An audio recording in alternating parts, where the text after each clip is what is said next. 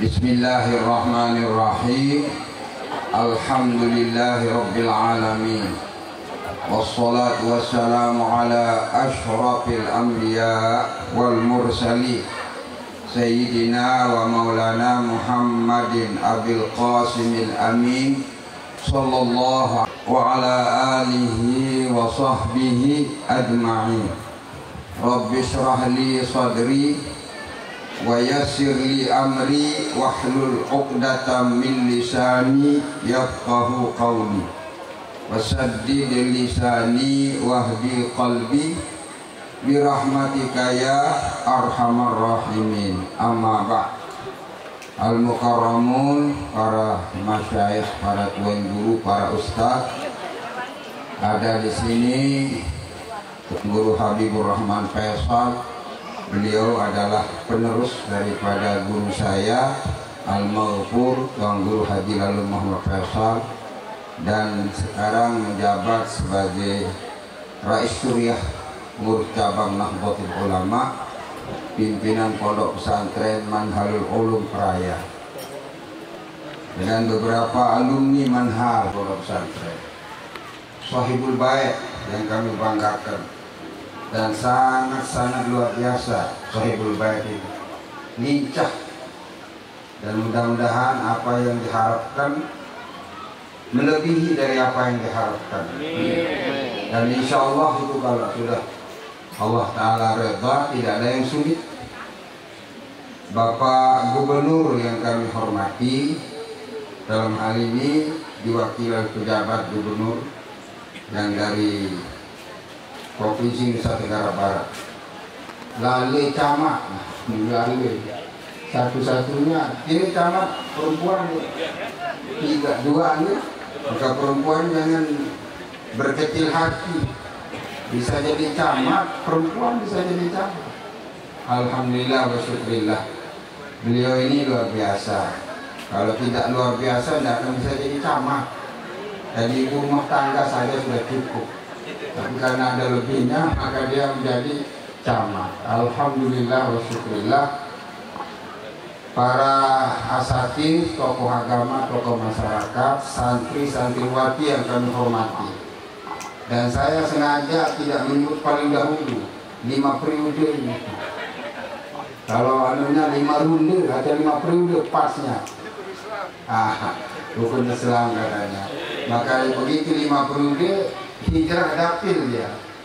Dulu dapilnya di selatan, sekarang dapilnya di utara. Sudah maju NU di utara, di selatan, hijrah dia ke utara. Luar biasa yang satu PDI ini. Rambok dia dapat. Belum Rambok. Rambok dulu Pak. Rahmatnya Rambok ini datang. Karena datang sebenarnya. Apa itu belum datang sih. Alhamdulillah wa syukurillah, kita bersyukur kepada Allah Subhanahu wa taala yang telah melimpahkan rahmah karunia-Nya pada kita semua, sehingga kita bisa bermuajahah, bersilaturahim di tempat yang sangat mulia, yaitu Pondok Pesantren Darul Atqiya, pimpinan adinda kami Tuan Guru Haji Supardi Ramli. Beliau ini mantan Wahabi.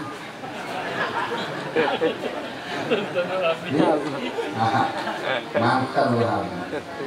Tapi alhamdulillah sekarang bukan dia bakal campur ayam. Ampun. Sekarang alhamdulillah di barisan Nahdlatul Ulama. Jadi Al-Mukarram, adik kami, nanda kami, Tuan Guru Supardi Ramli. Dan alhamdulillah keilmuannya Masya Allah paling depan, paling dahulu nih. Supardi Ramli ini luar biasa. Pak Bupati minta dia undang, belum datang, oh Musrembang, Bupati orang di pegawaian Bupati. Dan jadi menjadi Bupati dengan fokus datang. Masa jadi Bupati ada alasan. Awas lagi Kalau ini didukung dengan MUP Ampuraya. Sekarang dengan repot namanya Ampuraya. Alhamdulillah wa syukurillah kita datang semua. Berikutnya selawat dan salam selalu kita ucapkan kepada baginda Nabi Muhammad SAW. Karena selawat Nabi Ampuraya jamaah lemun susah jadi ngekes. Dilarang berang ngengkas, kurang kepe ngengkas, jadi kah ngengkas mangki. Aku sudah ganti ngengkas ini selawat. Arab penyusah sini baca selawat Nabi. Allah yarham guru saya di Mekah namanya Fadilatul Allamah Syekh Zakaria Abdullah Bela. Idza wajabtun al ay masyakil ayyuhal aula fasallu ala Nabi Mukhtar. Ai baca. Masih kayak ibarat. Idza wajadtu ay masyakil wal masyakil dunya fasallu ala Nabi Mukhtar.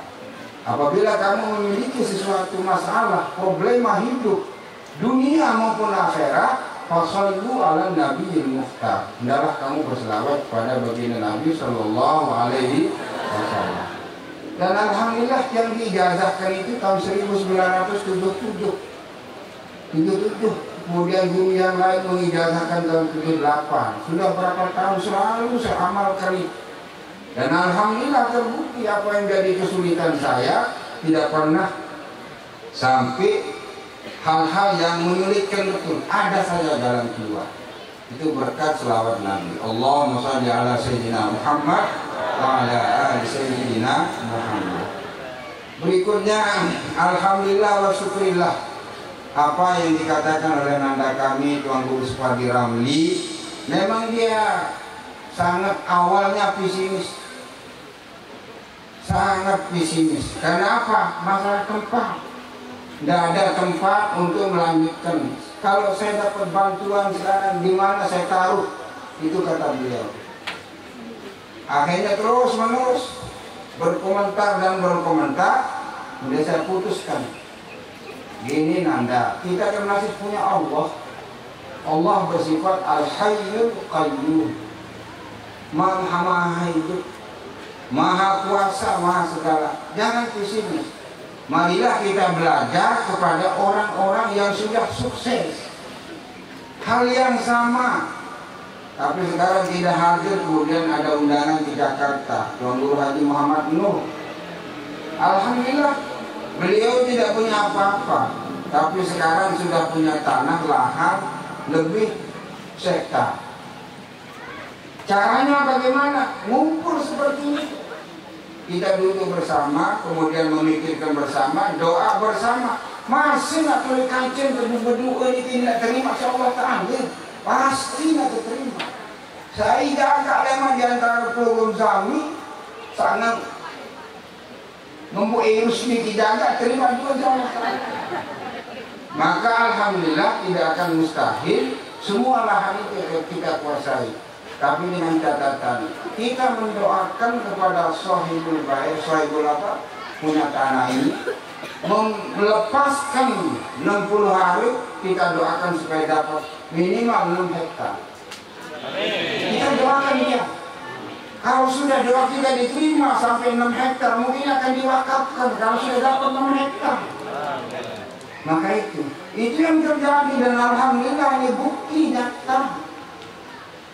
Al-Mukarram Tuan Guru Muhammad Nur, Al-Mukarram Tuan Guru Niki Bati Jangki Hashim, Al-Mukarram Tuan Guru Zainul Fahmi Niki Muntung Ajang, Almarhum Tuan Guru Khairi Adana, Al-Mukarram Datuk Bagu. Caranya seperti ini, gotong royong. Caranya bagaimana? Kita ngamplopin jamaah. Dan alhamdulillah lama-kelamaan bisa lunas. Tapi jangan lupa mendoakan pada pemilik tanah ini. Ya Allah, dia rela melepaskan untuk kita 60 hari, mudah-mudahan diganti 6 hektar. Dan ini tidak mustahil, kalau Allah menghendaki tidak ada yang sulit. Maka perlu kita ikhtiar sama doa. Jangan berdoa saja nggak ada ikhtiarnya, susah. Nah ini sudah terbukti apa yang saya katakan. Dan alhamdulillah di Lombok Timur juga, di Pringge Bayu, ada anak yang tamatan Situbondo nggak punya tanah, hanya rumahnya saja. Jangan berpikir rumah ini saja, keluar dari rumah ini, beli cari tanah yang murah. Harap tuh lah kepada Ruru, iyo payut iya. Nanti Ruru akan datang sendiri. Dan alhamdulillah dia sudah sekarang punya 3 hektar. Nah sekarang tanah-tanah di sekelilingnya mahal semua. Karena apa? Adanya pondok pesantren. Kemudian kepada sekeliling kita di sini, kehadiran pondok pesantren di satu kampung membawa barokah, menambah, meningkatkan ekonomi masyarakat dan juga wawasan masyarakat ini semakin maju. Dan ini yang buktikan di satu desa ini, Lombok Utara, Lombok Selatan, namanya Desa Kabul. Tahun 1986 satu yang sarjana, satu orang sarjana di desa ini. Yang lainnya SD, SMP. Paling tinggi sekolahnya SLTA. Karena mereka itu selesai SD langsung jadi pengiring sampai sampai anak-anak. Saya pulang dari Mekah, menangis saya lihat jauhnya anak sekolah dan tidak ada sarjana. Dari tahun 1986 sampai 1998 sekarang desa itu susah. Apanya yang menjadi susah? Tidak perlu sarjana. Banyak sarjana yang nganggur. Karena apa? Tidak punya tempat. Maka saya upayakan membuka sekolah. Ada MTS, ada SMP, ada SMA, ada aliyah, sampai ada diniyah. Maka banyak alumninya saya kirim ke Jawa. Ada yang ke Jombang, ada yang ke Aceh, ada yang ke Situbondo, sampai Mahat Ali. Nah itu apa? Berkat pesantren. Jadi maaf ini dari pejabat gubernur, dari pejabat Dikpora, ada semua. Paling laku sekarang SMP yang notabene dari pesantren. Banyak SMP yang nutup sekarang. Yang major istilahnya. Ya, disatukan. Kenapa? Tidak menerima murid. Kemana murid-murid ini? Larinya ke pesantren. Di Praya Bardaya, maaf, ada 4 SD. Murid barunya yang 4 SMP. Murid barunya 80. Yang 4 SMP. Sementara kita satu yang swasta di sana, alhamdulillah menerima murid kelas 1 tahun kemarin lebih 70. Lebih 70 SMP-nya. Maka saya tanya, kenapa kau bilang ada negeri, lebih maju negeri, fasilitasnya lebih hebat. Tetapi di sini Tuan Guru katanya dia, saya ingin menyekolahkan anak supaya SMP itu niat anak saya. Tetapi harus digembleng dengan pendidikan agama. Itu sebab saya masukkan ke SMP swasta yang notabene di pesantren. Maka alhamdulillah di Kora kita tidak sulit mengeluarkan izin SMP itu sekarang. Yang mintanya dari pesantren. Karena apa?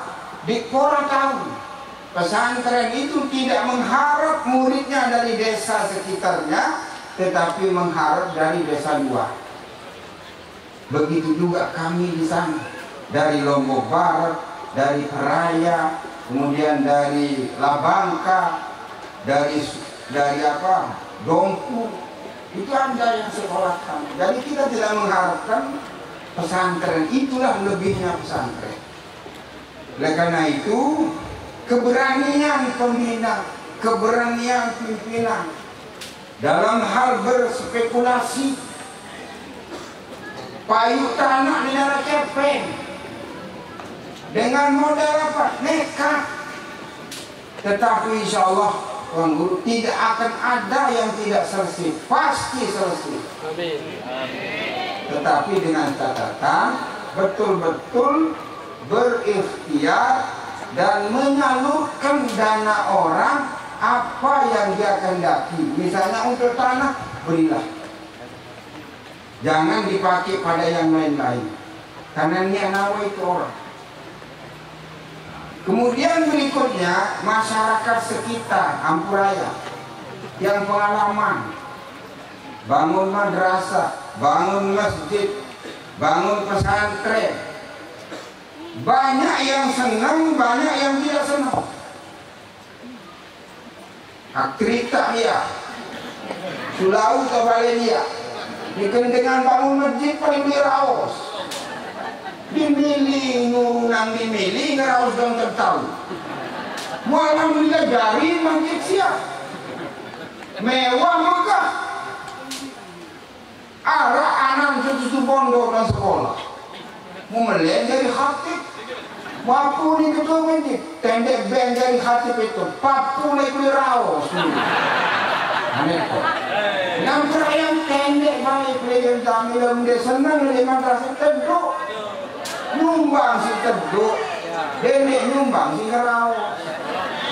Pengalaman ini, jari masjid itu megah. Bubidin tamat mahat ani dari susu pondok melek jadi khatib. Lagu apa nih penghuni masjid tendek beng itu papu lekuli raw. Pegawaian papu siapa yang akan adalah kita. Oleh karena itu dia mohon di jamaah sehari sekitar itu lebih senang teduh baik. Maka benar katanya ulama, diam itu seharga emas, berbicara seharga perak, diam seharga emas. Kedua baik. Yang tiang katakan matur di pelunggung sami. Dan saya mempunyai keyakinan besar, pesantren ini lama, 5 tahun yang akan datang tidak seperti keadaan yang sekarang ini. 5 tahun yang akan datang. Buktikan apa yang saya katakan, saya tidak bicara kecuali ada. Saya cium bau-bau untuk kemajuan itu ada. Aroma kemajuan itu akan ada. Selama pembinanya alhamdulillah bekerja dengan tulus ikhlas. Insya Allah. Nah, lebih-lebih sekarang di era politik, cerdas juga orang ini. Kenapa pilih PDI? Dia tahu PDI tidak punya madrasah. Ada madrasah PDI. Buat aspirasi ini apa di BK? Pinter, Pak Ramli. Pinter dia ini. Karena ini tidak punya madrasah PDI ini. Ini orang PDI ini, orang nomor 1 di PDNTB. PDI tidak punya madrasah. Aspirasinya gampang. Maka jangan heran bagi ini, bagi itu, kecuali saya tidak punya bagi. Lain atau bagi alhamdulillah komputer lain kan. Bagi tendat lain. Tidak ada tipe saya lupa sama nikmat Allah. Nah ini alhamdulillah wa syukurillah pinter ini. Pembinanya ini pinter, masuk PDI lah dia. Kenapa masuk PDI? Dia tahu. Karena madrasah PDI tidak ada. Aspirasinya banyak, dia bikin di PDI. Kecuali harus cari madrasah yang notabene-nya anak buahnya masuk PDI. Itu tidak ada sudah. Malah bahasa impositor itu saja repot. Tidak perlu kita pikir. Cerdas orangnya. Maka sekarang yang kita butuhkan orang yang cerdas. Tidak cukup hanya alim saja, harus ada kecerdasan.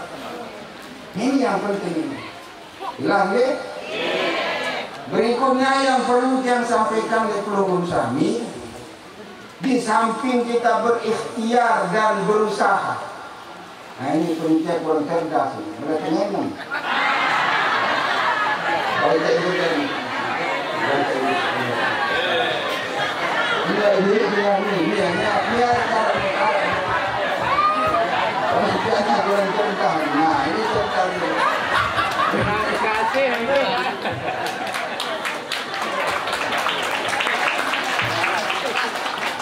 Jelas. Alhamdulillah wa syukurillah. Berikutnya yang perlu yang sampaikan di pelulusan. Kenapa kita bernahdlatul ulama? Ada NU, tidak pernah kita celah.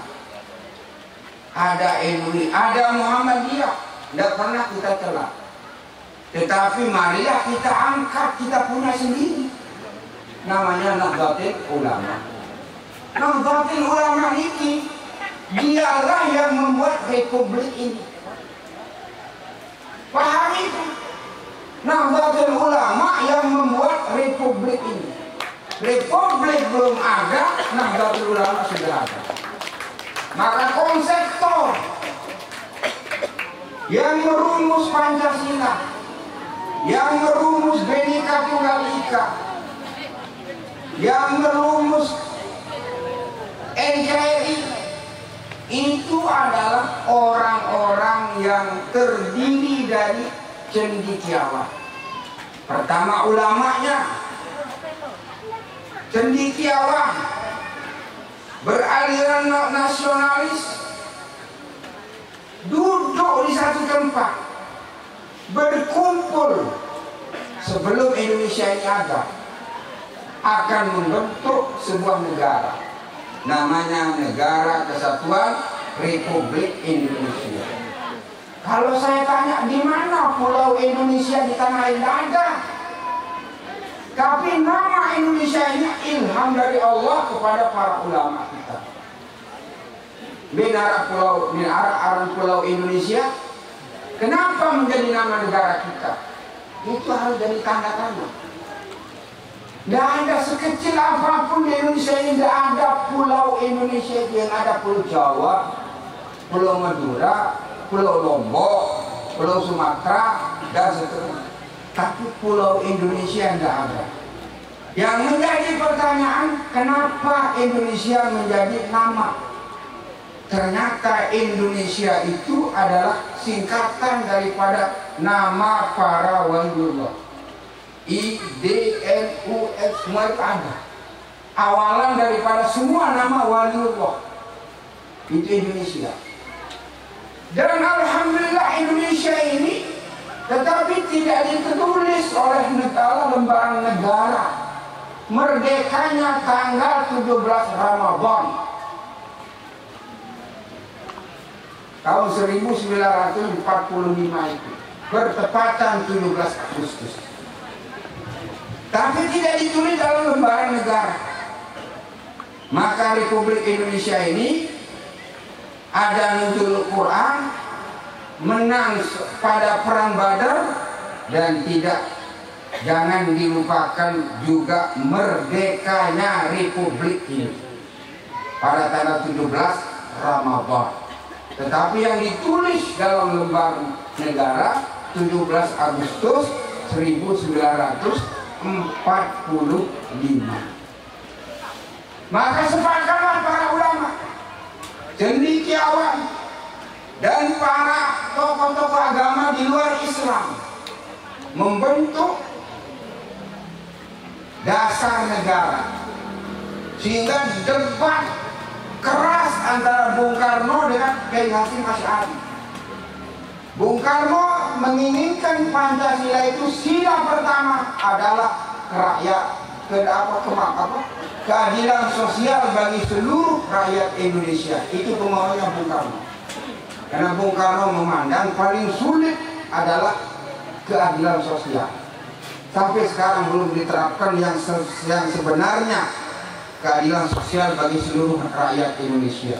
Tapi alhamdulillah Jokowi mengantar kita, sudah mulai keadilan sosial itu sudah nampak. Tidak peduli jenderal dihukum mati, hanya lawan mati malah dia sedang melakukan udahnya. Nah ini supaya tahu.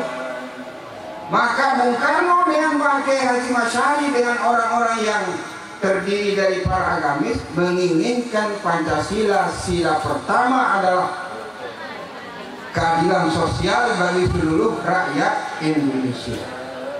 Tetapi dengan argumen syarat Kiai Haji Hashim Asy'ari tidak bisa. Tidak ada artinya keadilan, tidak ada artinya kemakmuran tanpa didasari dengan tauhid. Maka dijadikanlah sila pertama ketuhanan yang Maha Esa. Bertuhan dulu, pengakuan terhadap agama dulu, bertauhid dulu. Tidak akan ada artinya keadilan, tidak akan ada artinya kemakmuran tanpa dibarengi dengan tauhid keyakinan agama. Maka alhamdulillah, maka Bung Karno apanya yang kurang, tetapi masih mendengar ulama. Dengar nih Pak Usulah. Bung Karno tidak ada kurangnya, tapi masih dengar ulama. Maka alhamdulillah PDI ini nanya ulama, ada kemaslahatannya nanya ulama, jangan coba-coba meninggalkan ulama. Insya Allah bersama ulama. Ulama ini ada dua macam juga.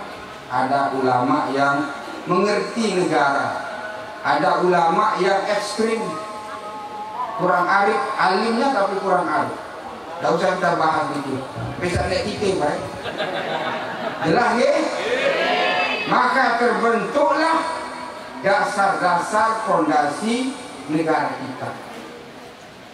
Baru Indonesia merdeka, kemudian disepakati oleh semua agama, semua kelompok elemen masyarakat yang tiga ini. Pertama NKRI, kedua Pancasila, yang ketiga adalah pertama. Maka di dalam Sumpah Nahdlatul Ulama, siapa kita? Siapa kita? Siapa kita? NKRI, Pancasila. Tidak bisa dipisahkan. Harus kita pegang. Semua orang Hindu bersumpah seperti itu. Siapa kita? NU, NKRI, Pancasila. Itulah Nahdlatul Ulama. Siapa yang mau merubah ini, maka akan berhadapan dengan dua, TNI dan Nahdlatul Ulama. Maka mulanya para proses TNI Polri tidak bisa pisah dengan Nahdlatul Ulama, tidak bisa pisah. Maka dari pusat instruksinya begitu, harus menyatu karena satu visi. Cuma bedanya kalau TNI Polri dia adalah bidangnya keamanan, maka diberikan dia senjata. Tetapi kalau Tuan Guru Ustaz bidangnya keimanan, maka tebenga mik. Kalau TNI Polri keamanan, maka dipersenjatai dengan pistol. Tapi kalau Tuan Guru bidangnya keimanan, disenjatai dengan mik. Itulah keadilan. Masya Allah, tabarakallah. Maka alhamdulillah kita wajib hukumnya bagi Nahdlatul Ulama untuk apa? Untuk mempertahankan NKRI, mempertahankan Pancasila, dan itu adalah kesepakatan bagi para ulama dan cendekiawan negarawan pada saat itu. Datanglah kelompok baru ini namanya Wahabi.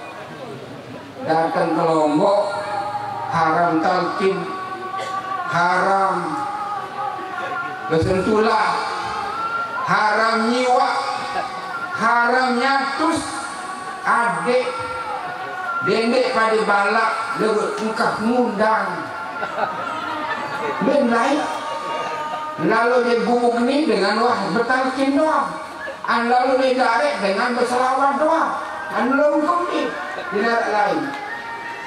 Maka jangan kita berkelahi, biarlah pahamnya mereka itu. Tapi mereka ini juga kebangetan mengkafir-kafirkan kita, ya suruh kayak kentok pribadi. Alhamdulillah, alhamdulillah, wasyukurillah, sekarang reda. Jelas ya? Itu sebabnya kita ber-NU. Kenapa? Karena NU ini adalah negara, membentuk negara, ikut andil membangun negara dari sejak merdeka sampai mengisi kemerdekaan. Niki NU. Alhamdulillah wa syukurillah.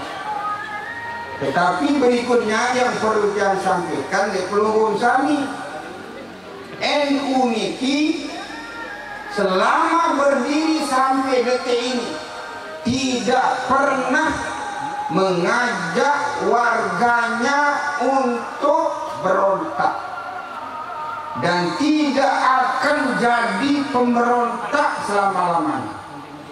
Tugasnya Nahdlatul Ulama mengawal NKRI, Negara Kesatuan Republik Indonesia. Jelas ya? Nah, kemudian saketelu terakhir ya. Yang ketiga, kita sebentar lagi akan menyambut bulan suci Ramadan. Saya akan jelaskan hal-hal yang perlu dijelaskan. Dalam Al-Quran, Bismillahirrahmanirrahim. Ya ayyuhalladzina amanu kutiba alaikumus syiyamu kama kutiba alal ladzina min qablikum la'allakum tattaqun. Ayyaman ma'dudat, faman kana minkum maridan aw ala safarin fa'iddatun min ayyamin ukhra. Yang perlu yang dijelaskan sekarang, yang terjadi di negara kita, unik negara kita ini. Mulai Ramadan kadang-kadang beda, seperti saudara-saudara kita yang Muhammadiyah. Kemudian ada kelompok yang kedua, Nahdlatul Ulama beserta pemerintah dalam hal penetapan Ramadan. Kalau Muhammadiyah, saya tidak tahu kapan puasanya Muhammadiyah. Hah? Jelatur Muhammadiyah, Kemis Muhammadiyah atau Rebo? Tetapi mereka itu kenapa? Berdasarkan dia tidak sama dasar puasa kita dengan Nahdlatul Ulama. Barang berpuasa tapi dasar mulainya nggak sama. Kalau beliau itu, mereka itu dasar mulai puasanya adalah dengan dasar ilmu hisab. Itu dasar mulainya. Tetapi kalau kita Nahdlatul Ulama berdasarkan hadis Nabi, sumu li ru'yatihi wa aftiru li ru'yatihi fa in gumma alaikum fa akmilul iddah. Kalau kita perhatikan hadis ini, tidak ada alasan kelompok lain untuk mengadakan penetapan bulan dengan dua metode ini. Tidak ada alasan. Pertama, puasalah kamu apabila kamu di antara warga Nusantara ini ada yang melihat bulan, mulailah puasamu dengan dasar ru'yatul hilal. Allah yarham guru saya Maulana Syekh Hasan Muhammad Al-Masyaq, guru dari guru saya juga, beliau menyebutkan lazim harus dengan mata telanjang. Kalau Anda yang melihat dengan mata telanjang, maka Kementerian Agama dari sejak maghrib ini sudah menentukan posisi hilal di sini. Bisa kelihatan apa enggak?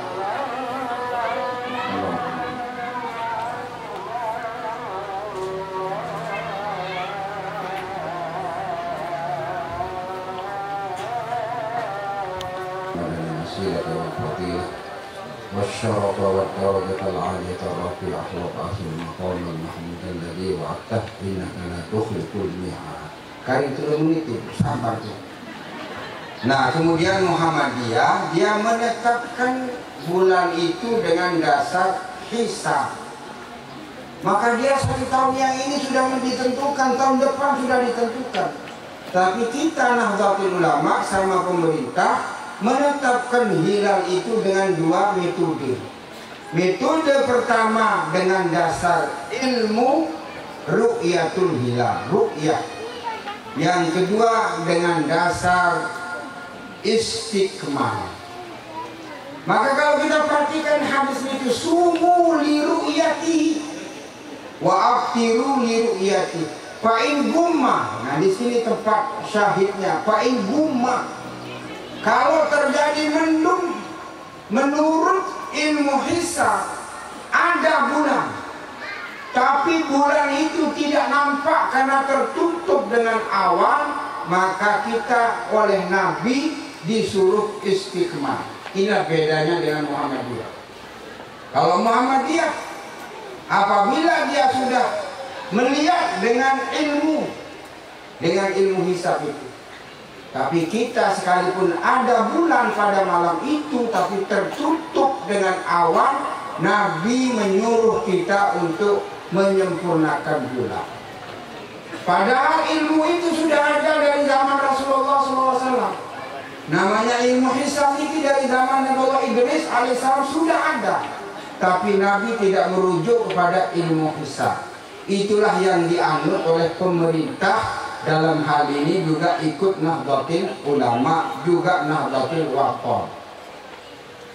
Ini jadi sajalah. Jadi Kemis ala Muhammadiyah sudah dia pastikan, tetapi ala kita belum. Ada yang melihat bulan apa enggak? Kalau ada kita puasa. Yang kedua yang perlu mengsamimikan, apabila diumumkan taruhlah puasa kita hari Kemis, maka malam Kemis diki pelunggur 2 kali berniat. 2 kali pada berniat. Malam Kemis andai kata hari Kemis kita puasa. Niat pertama, sengaja saya puasa Ramadan sebulan penuh. Sengaja saya puasa Ramadan sebulan penuh. Niki mazhab Maliki. Karena Ramadan 1 paket, terdiri dari 30 hari, cukup 1 kali niat. Itulah mazhab Maliki. Tetapi kita mazhab Syafi'i mengatakan 1 malam 1 hari ibadah mustaqillah, ibadah tersendiri. Maka wajib kita berniat setiap malam kita puasa besok. Untuk apa niat yang pertama ini? Arak kalian repot. Ada kalanya pelunggur terlalu sibuk sehingga lupa kita berniat. Tapi sudah tercover dengan niat, di mana pendapat mazhab Maliki.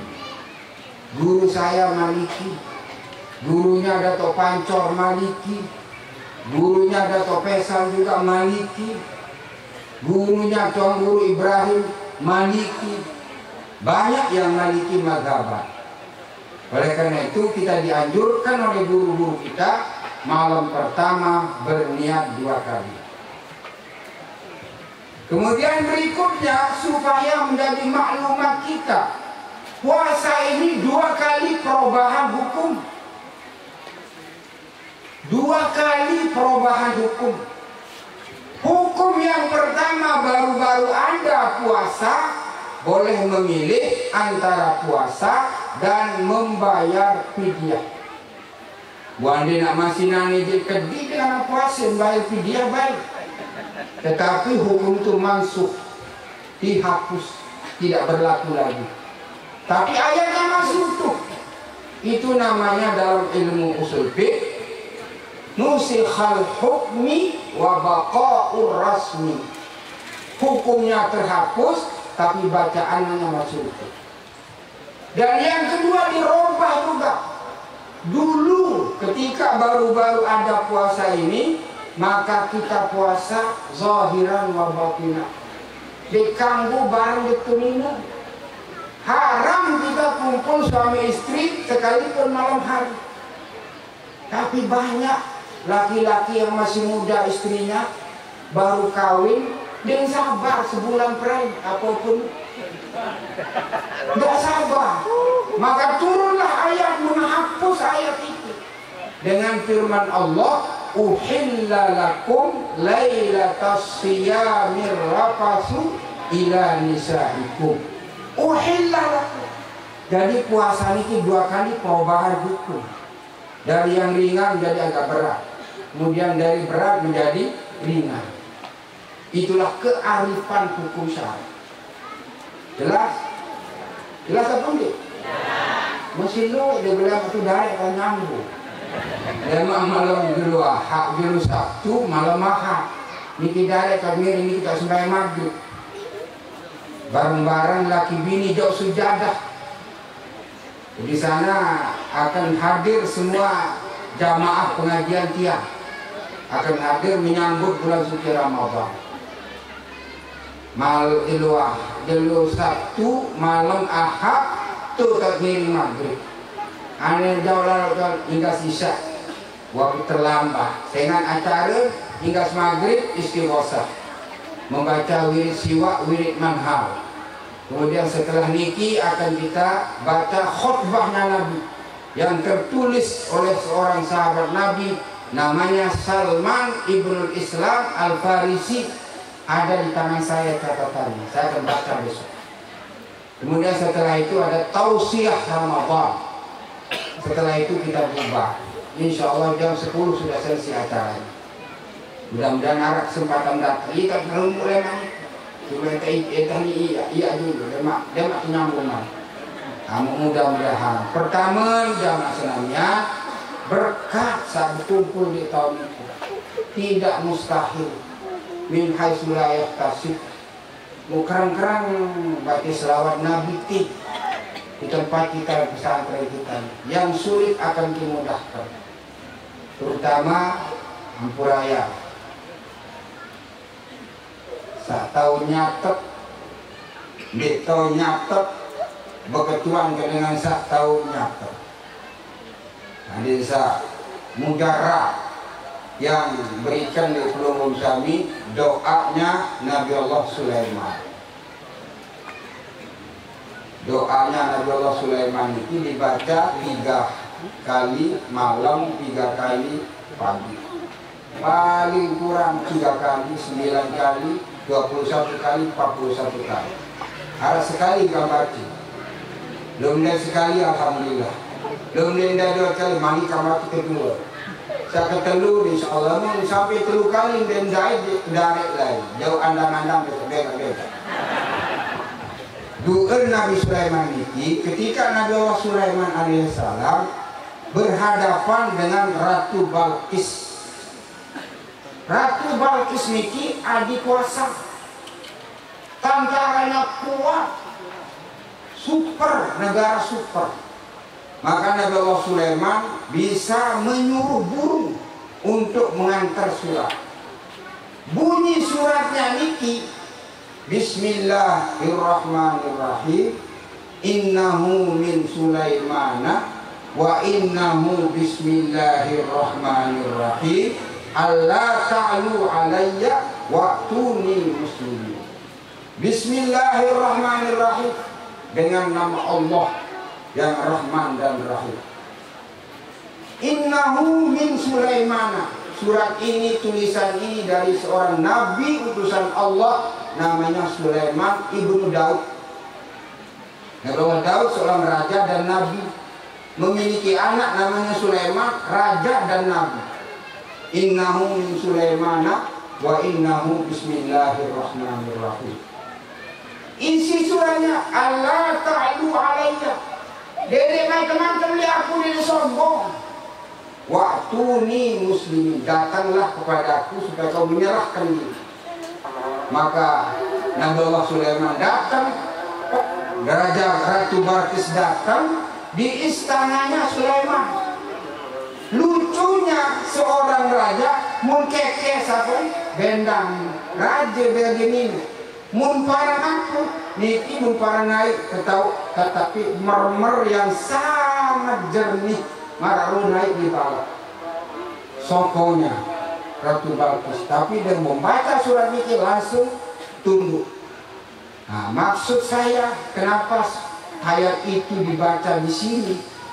Kenapa ayat itu dibaca terus-menerus? Supaya kita nanti memperoleh sesuatu yang min haitsu la yahtasib.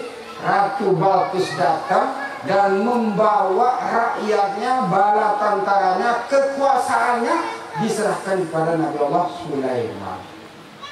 Berikut baca Bismillahirrahmanirrahim. Innahu min Sulaiman wa innahu bismillahirrahmanirrahim. Allah ta'ala alayya wa'tuni muslimin. Innahu min Sulaiman wa innahu bismillahirrahmanirrahim. Allah ta'ala alayya wa'tuni muslimin. Bismillahirrahmanirrahim. Innahu min Sulaiman wa innahu bismillahirrahmanirrahim. Allah ta'ala alayya wa'tuni muslimin. Lebih-lebih di bulan puasa lemak ibu-ibu baca dan baca. Insya Allah akan diberikan oleh Allah kemudahan-kemudahan min haitsu la yahtasib. Disakek menjazah di tahun lemak di dari Tuhan lemak hari sanyi. Wallahumma fikirakum mustariq. Wassalamualaikum warahmatullahi wabarakatuh. Bismillahirrahmanirrahim.